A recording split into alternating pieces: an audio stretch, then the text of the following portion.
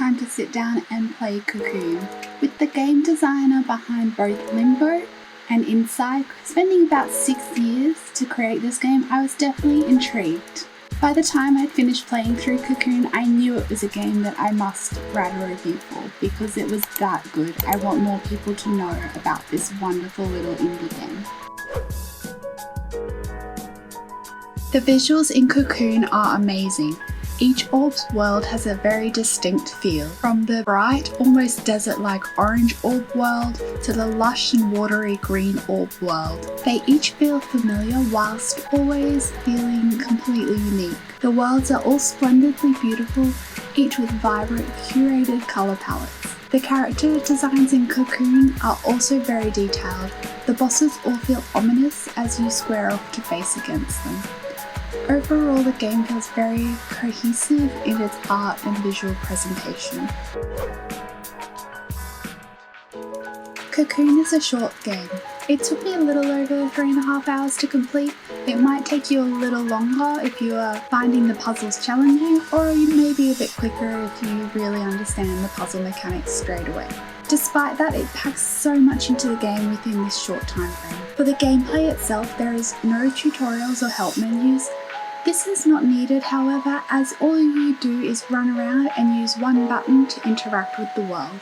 Puzzles utilise the unique mechanics of each individual orb that you find along the way, and these new mechanics help keep you engaged throughout the game's playtime.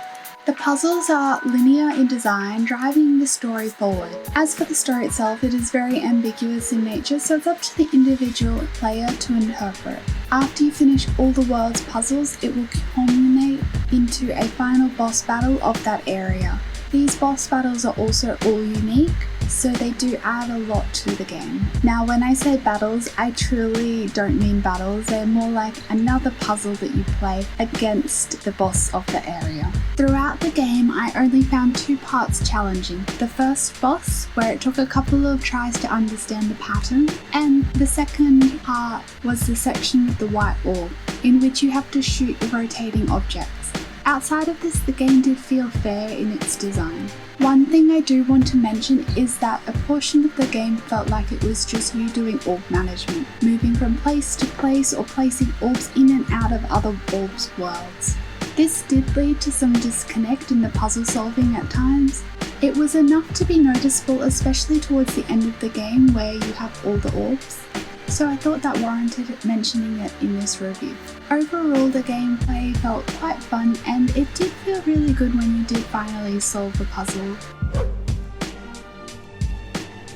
The sound design in Cocoon is immaculate. When the music comes in after completing a puzzle, it feels so perfect. It's just so satisfying. It is also very deliberate that there are no voices or dialogue in this game. It adds to the aura of mystery and ambiguity that the game has overall and hits the right direction within the sound design. Cocoon is a breathtaking puzzle platformer. It is just right in its length and the puzzles feel fair. Cocoon also adds enough variety throughout the game to keep you engaged during your playthrough.